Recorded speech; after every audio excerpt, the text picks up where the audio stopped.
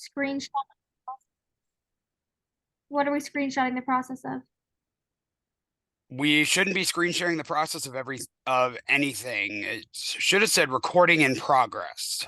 Ellie Smith said screenshot the process, question mark, question mark. That's weird.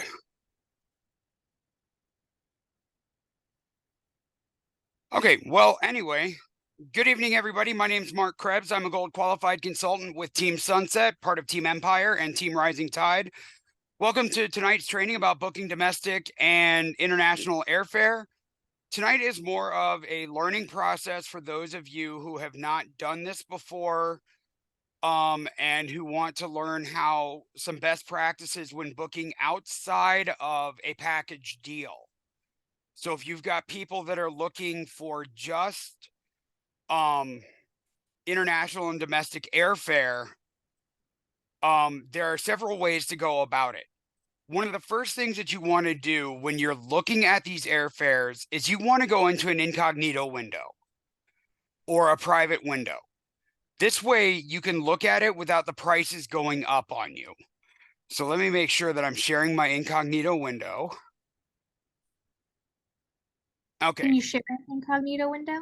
Yes, you can. You should be able to see it right now. Okay. So the first place that I like to look is How do you do that, Mark? flights.google.com. So you do that? if you are using Google Chrome, you go up here to the three dots on the right-hand side by the browser bar. I don't see your mouse. Where's your? Do you see my mouse over here? Yes, I can see it now. Okay, so you go up here to the three dots on the browser bar. Okay. Click on that and click on New Incognito Window. It's going to be the same thing on Safari. It's going to be the same thing on Firefox. It's going to be the same thing on all the other browsers. Actually, on Safari, I can't find incognito window. It's going to say private window. It may say something different. Okay. Like private window or something like that. Don't you have a MacBook? Yeah, I have a MacBook Pro. I'm talking about Mark. Doesn't he have a Mac? I'm on a Lenovo. I'm on a PC. I thought you had a MacBook. Nope, I'm on a PC. But you can download Chrome for your MacBook as well. You don't have to use Safari for it. And it's really recommended that you use Firefox or Chrome with our suppliers as well, because those are the two most supported browsers by our suppliers. So, but the first thing that you want to do is you want to go into a private or an incognito window.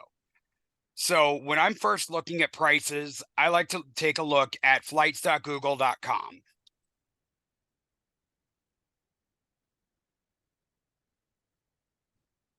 So let's just say that my client wants to go from Minneapolis to, where should they go to today? Miami. That's a good place. To Miami. And we're going to say they want to go, because the nice thing is that Google Flights will actually give us when the cheapest fares are. And you can see on the calendar here, the fares. They want to go for the week of Valentine's. For the week? Well, they want to go down there that week. They want to, that weekend or whatever. We'll say the 12th through the 16th. There you go. They want to celebrate their Valentine's in Miami. Yep, so Monday the 12th to Friday the 16th. Then you click on search. And this is going to give you all the major airlines. Now, the airlines that I really stay away from are Spirit and Frontier, because those are the two bare bones airlines that give you nothing. Sun Country is not bad. You still have to pay for baggage fees, but they're not a bad airline. They do a lot of charter flights for vacation packages through FunJet if you're going out of Minneapolis, or if you're going out of Cleveland, Cincinnati. They do a lot of charter flights to Cancun and whatnot. But I try to stick with the major airlines. How can you tell if they don't include baggage? Most airlines are not going to include baggage, with the exception of Southwest. So So what does most that little thing on the right next to the price mean? Like the no suitcase? bags at So all. American includes bags and Delta includes bags? It depends on the fare. Okay. So let's just look at the Delta fare. Does that mean you have to pay for the baggage or you don't You have to pay do, for the, but you okay, don't even get a carry-on item on Spirit without having to pay for it. seriously? Seriously.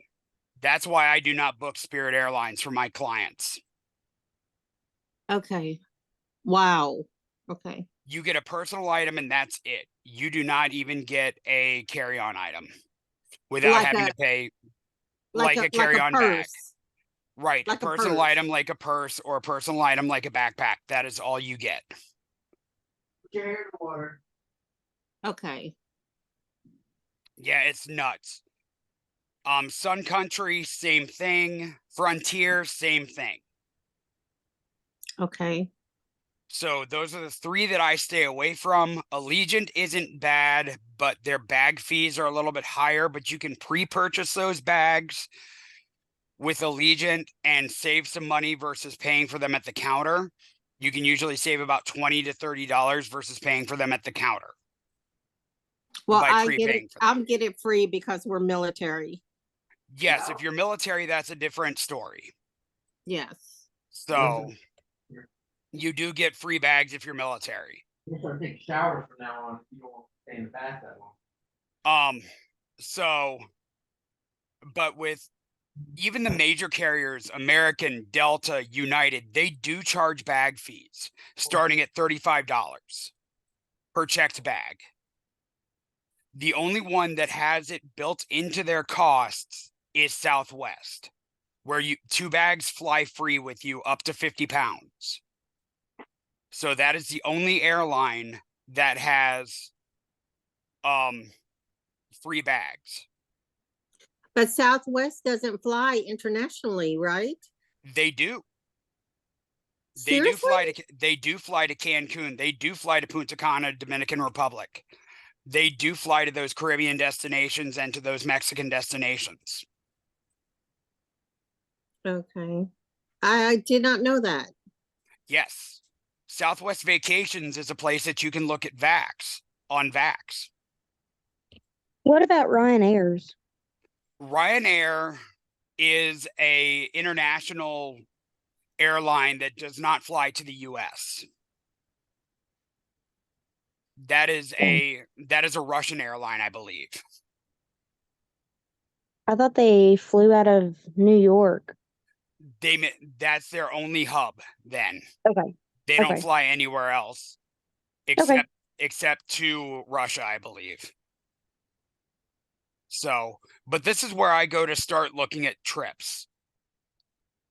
And so, and now I'm going to go to actually book the tickets. I'm going to actually go direct to the airline's website to book the trip. Because remember, we do not get paid traditional commission on flights. So you have to add a service fee to this. And if I'm looking at a domestic trip, I'm charging my clients a $25 booking fee per ticket.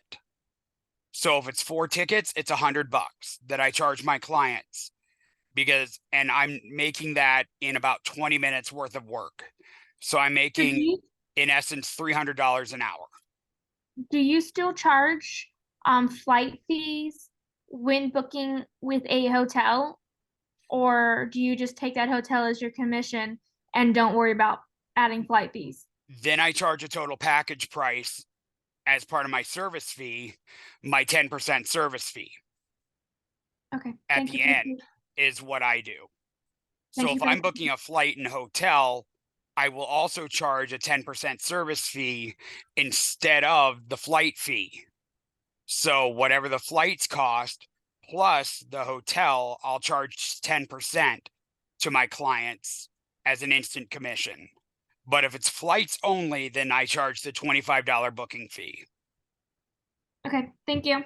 Yep, because I just make more money that way doing a package. And if I'm usually going to be booking a flight and hotel, I'm going to be looking in Vax or on Vacation Express or Pleasant Holidays or somewhere like that anyway. So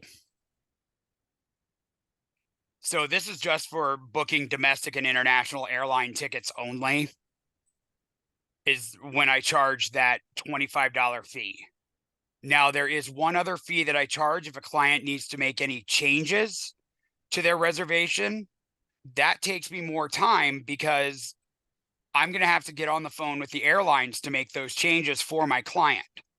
So I charge $100 per ticket change fee plus whatever the airline is going to charge. And my clients will pay that because it means that they don't have to wait on the phone with the airlines to do these changes. Usually it's like a $75 flight. They charge like $75, right? So normally they're paying like $175. Or it's a fare change. They have to pay the fare difference. Okay. If it's a name change, it's $75 Okay. on a reservation. But if it's a fare difference, then they have to pay the difference in fare. If they're leaving on a different day or coming back on a different day, they have to pay the difference in fare.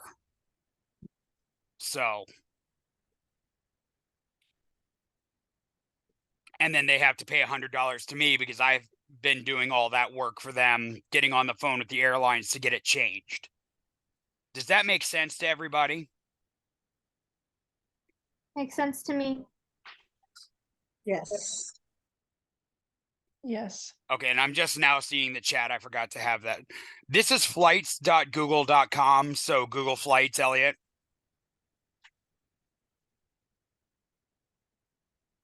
Appreciate it, thanks. Tina, yes, I do add my booking fee on a separate invoice. I have a separate credit card authorization that goes to them.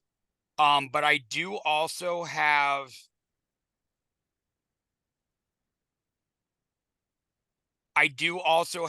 a service fee form that I send to all my clients that I'm going to put in the chat box for everyone so that you guys can use this.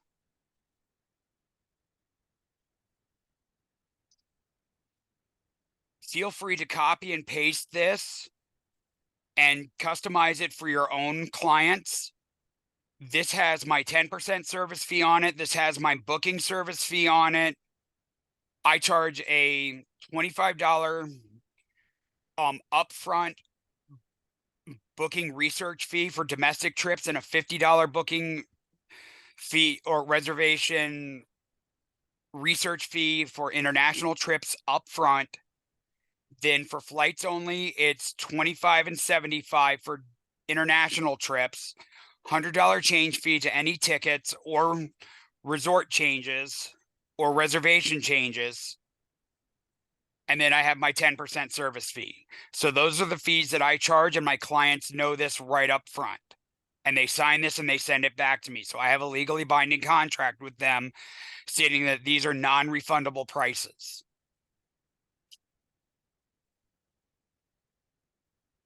So I have been told that this document is gold by several people, and I believe it is. So feel free to copy and paste and put it with your own logo, guys.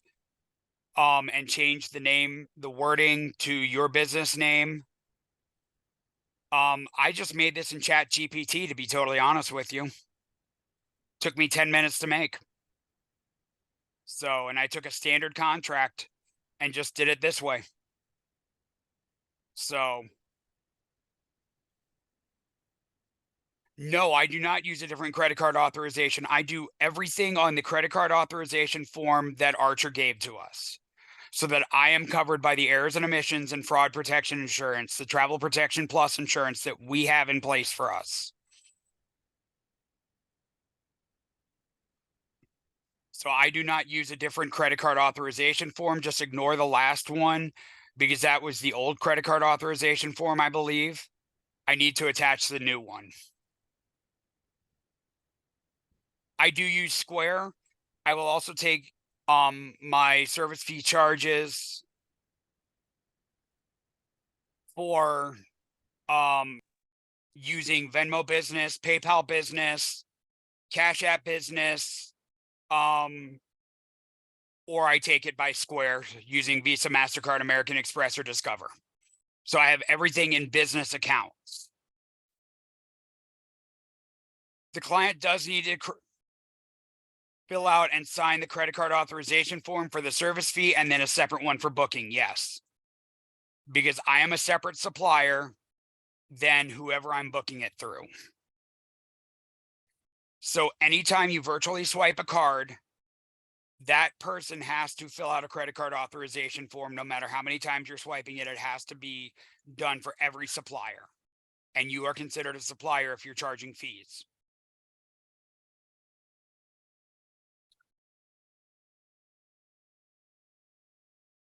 So then I will go to the airlines and I will compare the prices on the airline sites, again in incognito mode, so that the prices don't go up on me. So we'll just take that American Airlines quote and we'll plug in the same dates. Oops.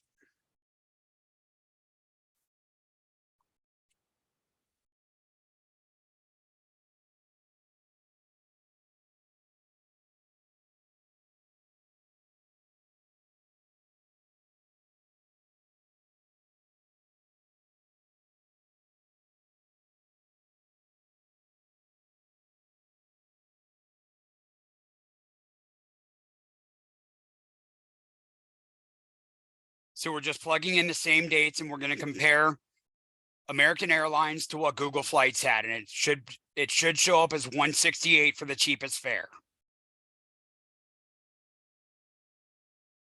And round trip, it's going to show up 306, and that's exactly what we're paying. 168 and 168 is 306. Now that's for basic economy. I try not to put my clients into basic economy because it is bare bones basics. You do not get to select your seats. You do not get to do anything. So I always go up to the main cabin.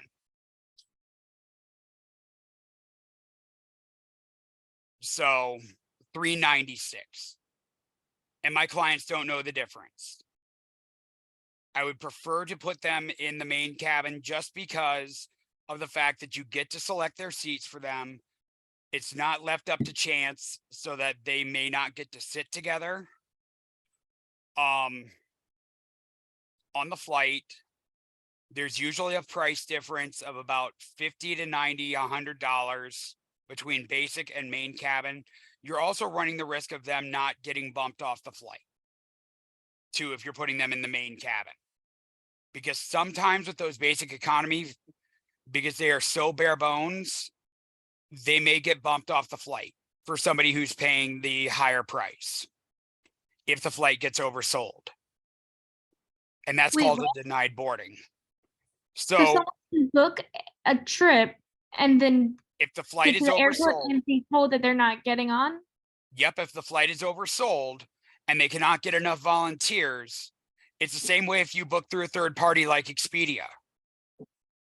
If they do not get enough volunteers, they're going to start bumping people. So if they're flying on let's say they're flying on a BP-8B, which is a boarding priority 8B.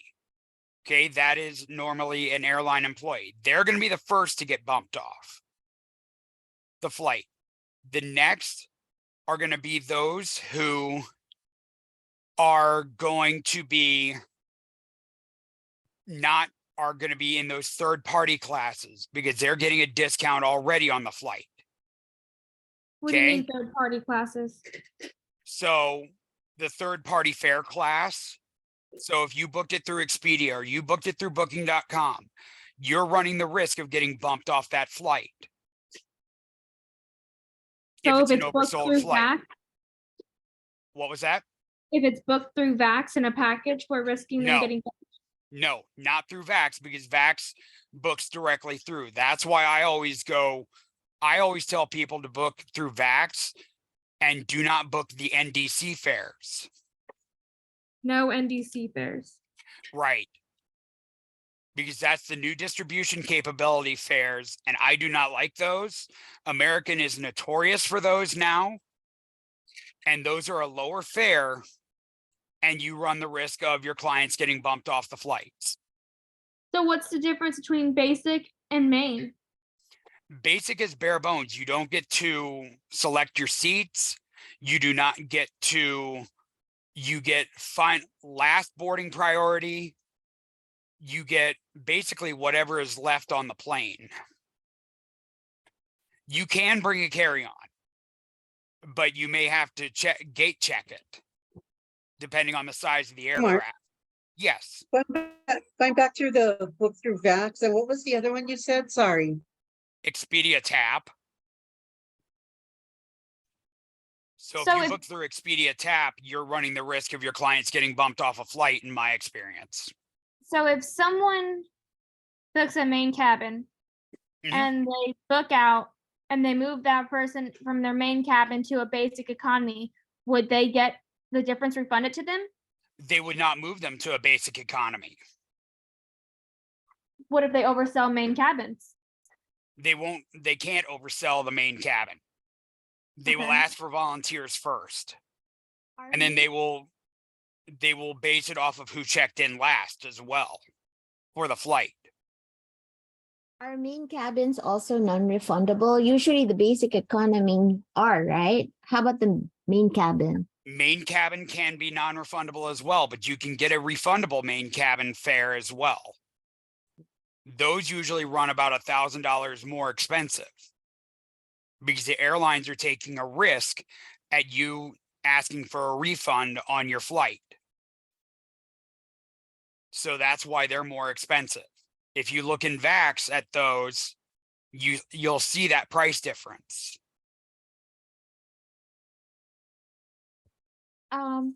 Kim, when- I will be posting this to the Rising Tide and the Team Empire trainers chats so that it will get distributed to all of the teams.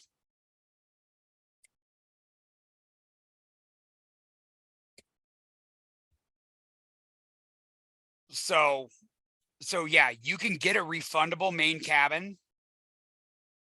Okay, yeah, that's part of Rising Tide. I'll be posting it to the Rising Tide team chat here in just a little while, as soon as I'm done. So you can get a refundable main cabin seat. You just can't get it through AA.com. Or you click on flexible, and that's a refundable ticket. So you see how much the trip went up to main cabin flexible. It went up to $496 round trip, so up another $100. Main cabin fully flexible, $1,538. What's the difference between flexible and fully flexible? Flexible, changes or refunds allowed. You choose your seat at no charge, general boarding, and you're eligible for upgrades. Fully flexible, changes or refunds allowed. Again,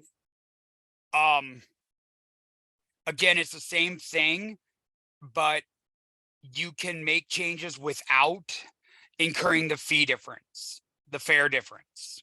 Oh, so save $75 in case you mess up your name, but pay an extra okay. Well, no, if you mess up your name, you're paying that $75 name change. For $1,500, I pay nothing. I'm gonna be whoever they want me to be. No, it has to match your ID. I know. Yeah, you know that. So, Well, I don't fly, so actually I don't know much, but I do know that. it does have to match your ID. So, because otherwise TSA is not letting you get through security. Do you need a passport to fly domestic or no? No, you need to have what's called a real ID though. In March 31st, 2025, every state will have to be compliant with the real ID laws. There are only 3 states that are not compliant with them yet due to COVID. What is real ID? So if you take a look at your Florida license, Alyssa, and you see it has the star on it,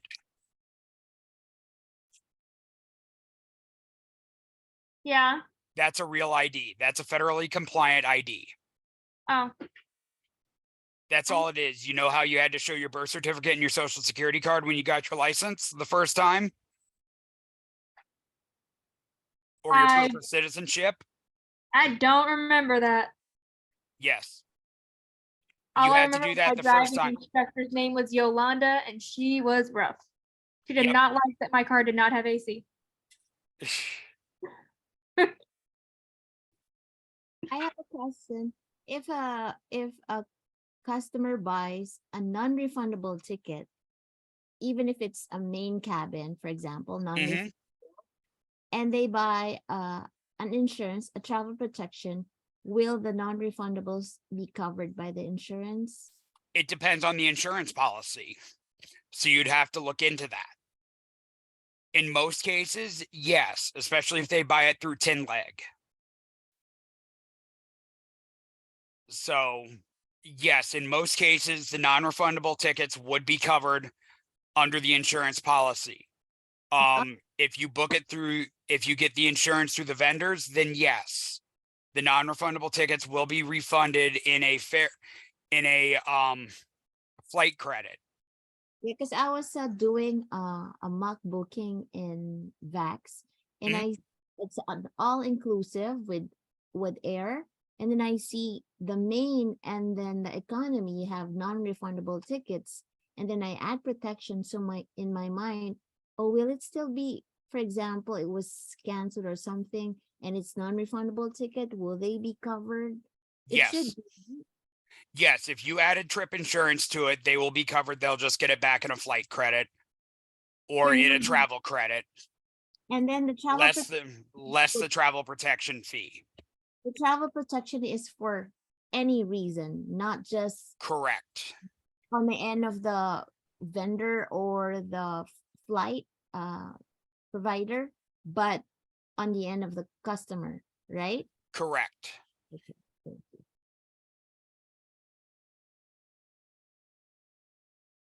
Yeah, no problem, Melissa. Have a good date night. Thanks. Catch up with you later. See you later. Good night, guys.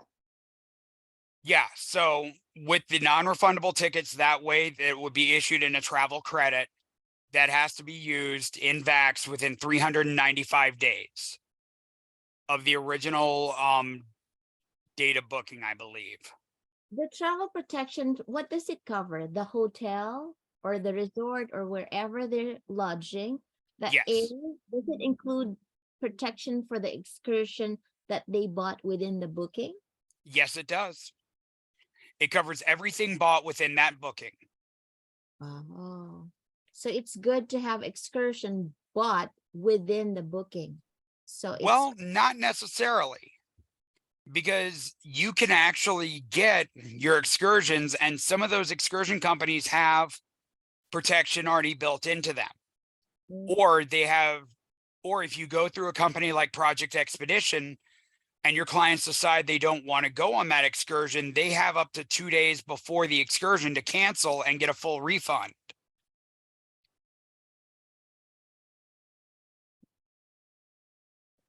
So they do have that option as well, especially in Project Expedition, which is who we're using now, because Viator has changed their compensation plan from a cash commission payout to travel credits.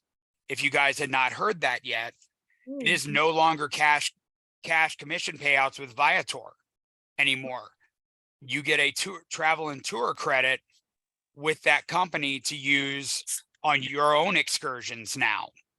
I do not know that. Why did they do that, Mark? You I have mentioned that no earlier idea. in the meeting. I have no idea why they did that. I think it's a cost saving thing on their end. Yeah. Oh, I see. I thought they're just doing that for, those who are not travel agents really by profession, but just an affiliate who wants Nope, to. they did it to one of our platinum leaders. Oh, because I was talking to them and that's what they said. Okay.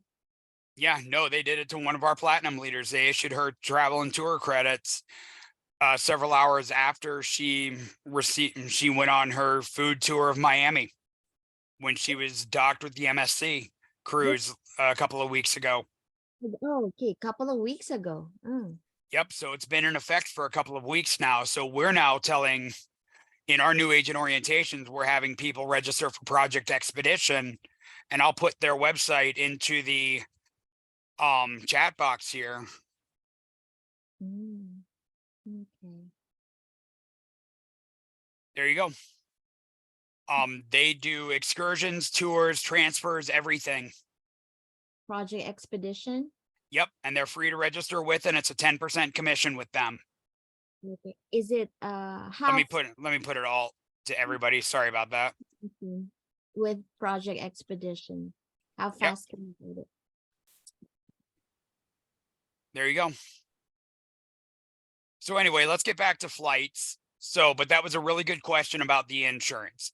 So the flights are going to come back as a travel credit to your client if you're booking your travel insurance through VAX.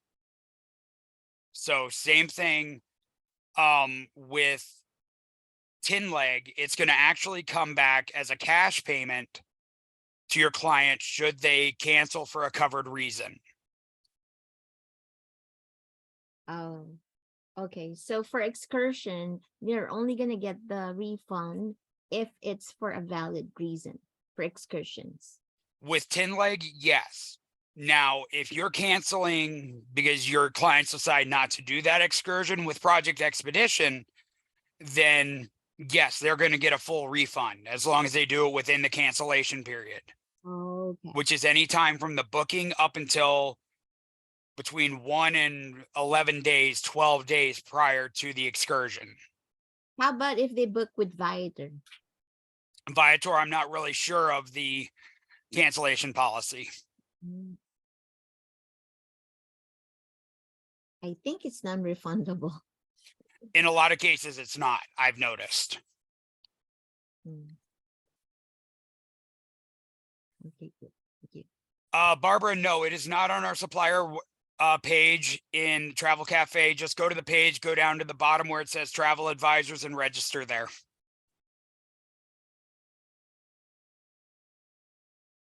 So this is how I book domestic travel, guys.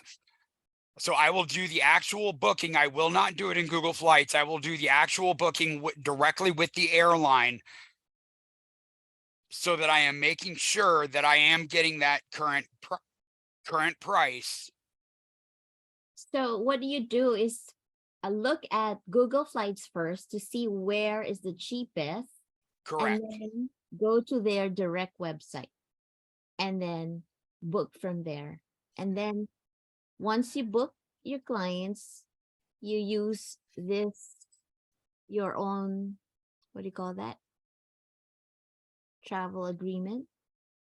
Yes, I use my own. Well, they will have signed this before I even start looking at the flights. Oh, before they even start. What if they get, like discouraged because there's a lot of fees involved and they're just. If I'm booking just flights, I don't charge them that $25 research fee. Oh. But if I'm booking a package, then I do. Yeah, Lakeisha, we just got a little off topic there. Sorry about that. But we are still talking about booking flights. So if I'm just doing flights, then domestic flights takes me about 10 to 20 minutes to book. International flights take me a little bit longer, and we'll get into that here in just a moment. So, because there are two different ways that I do international flights. You can do international flights the exact same way. I am not registered with any of the airlines because you do not have to be as a travel agent. They do have travel agent information on here for us if there are delays or waivers that are in effect, such as for the Middle East right now. Every airline has waiver information about the situation in Israel that we can access if you scroll down to the bottom of their pages.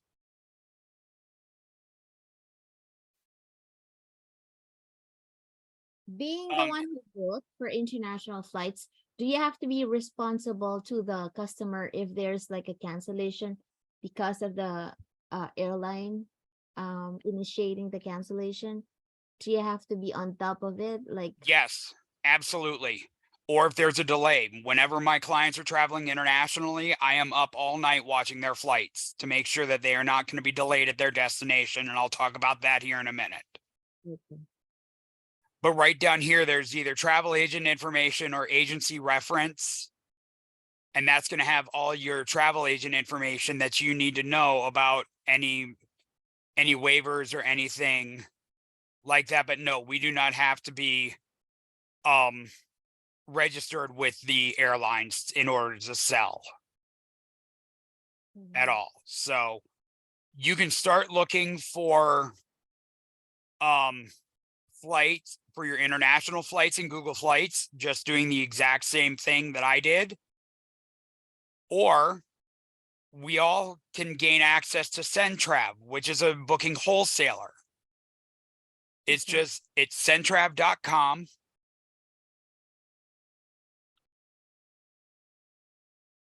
Is the website. Let me just get logged into them quick. These are all flights. Yes, they do only flights. So they're a flight wholesaler.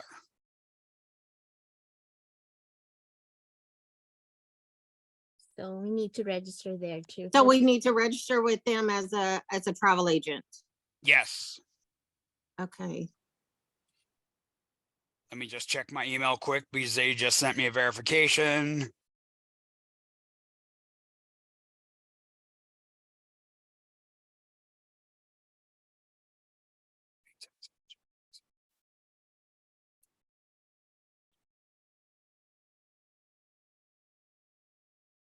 I haven't logged into them in a while because I haven't had an international flight in a while.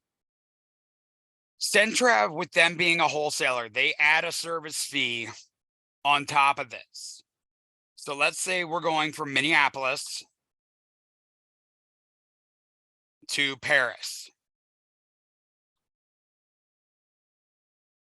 to Charles de Gaulle Airport.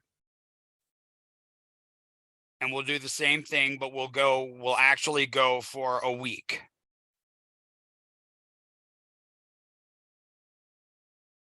With 2 adults. Now, they're what's called an airfare consolidator. So you can look at the consolidator and the published flight fares. And you What can is- exclude the basic economy fares. What is a consolidator? Consolidator fares are like your bulk fares that we see in VAX. All right. What does it mean really? The bulk fare. So those tickets are bought in bulk, is what that means. Meaning they're because I was looking at that in VAX, the same price, published and bulk, but I think the bulk has the bare and bones that you're talking about. It's usually Not necessarily. In Yeah. some cases, yes. But you just have to look and make sure that it doesn't say basic economy in the flight. Are you meaning like what I'm doing, Mark? When I'm buying 5 tickets to go to South Korea? That would be like a bulk ticket price, yes. Okay. Oh, so the bulk is for when you have a lot of passengers flying? It can be that, yes. But sometimes I find better deals, even by 15 or 20 bucks for my clients using a bulk fare. Because I find them to all of those I found in VAX are non-refundable basic economy. Yeah, and those basic economy tickets, those are what are the bare bones. So I never even look at those. I look at the regular economy tickets. Yeah. When you first search, that's where it'll bring you first, and then you can decide to go to the next class. Correct. So in Centrav, you have options. You can have published fares with no commission. This is the exception to the rule for the no traditional commission. There are commissionable published fares that are available to us in Centrav. So like this one here on American is 41.64, or this one here on Air France, or not even Air France, British Airways is 43.44 to us in commission. Okay. Hey, one question. Yeah. Is Central, when we sign up, do we put Archer for the agency name, or we put our? Put Archer as the agency name. Okay. Oh, okay. Because you sign up for pretty much everything under Archer, because you're going to use Archer's IATA number. Okay. So you cannot register with Centra without an IATA. Correct. This is not for the general public. Okay. And then the consolidator fares are a lot higher, so you won't want to use those. But they give you a price breakdown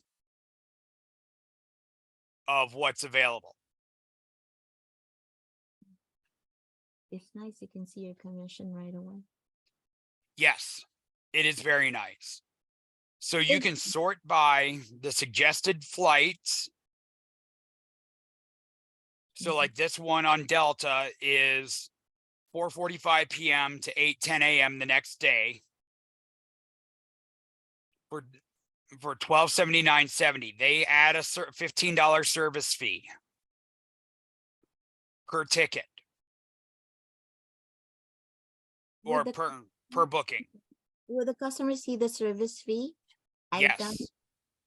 Oh, Yes. So that's why I do not use Centrav, because this service fee goes to them. It does not go to me.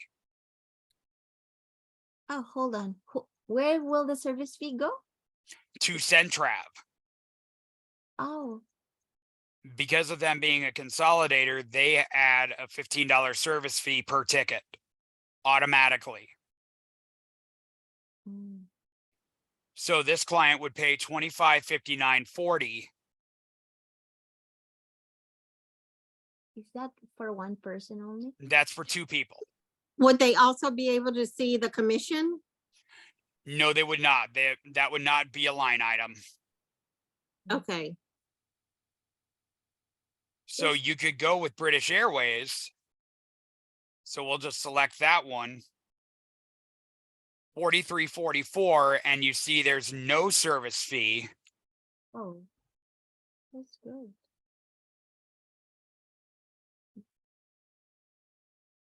But you see here, you've got to be careful when you're looking at these flights, because you see on this one here for British Airways, they fly into Dallas Fort Worth, get in at 6:45 on the 10th, but they don't leave until Sunday the 11th at 4:55 p.m.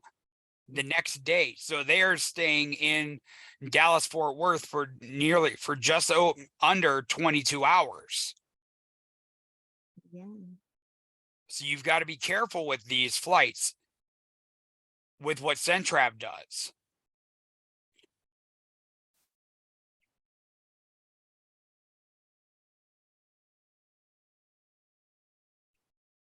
Same thing here. You've got to look at the connection times. Like here, I don't like this connection time because I like to give my clients at least 2.5 to 3 hours to make connections International. for international flights. Okay. So that's the Because best layover time. 2.5 is good. 3 hours minimum is better. Ah, okay. Because there are others that's 1 hour or less. So that's no good. Mm-mm. Nope, it is no good. This one wouldn't be so bad because they're going to just go through the International Transit Lounge in YUL before they go. I don't even know what airport that is in Canada. To be totally honest with you, I don't have the Canadian codes memorized. But they wouldn't even go through customs because they're not departing the airport. This is not their final point of origin. So this one wouldn't be too bad because they'd get through customs in Minneapolis in the US.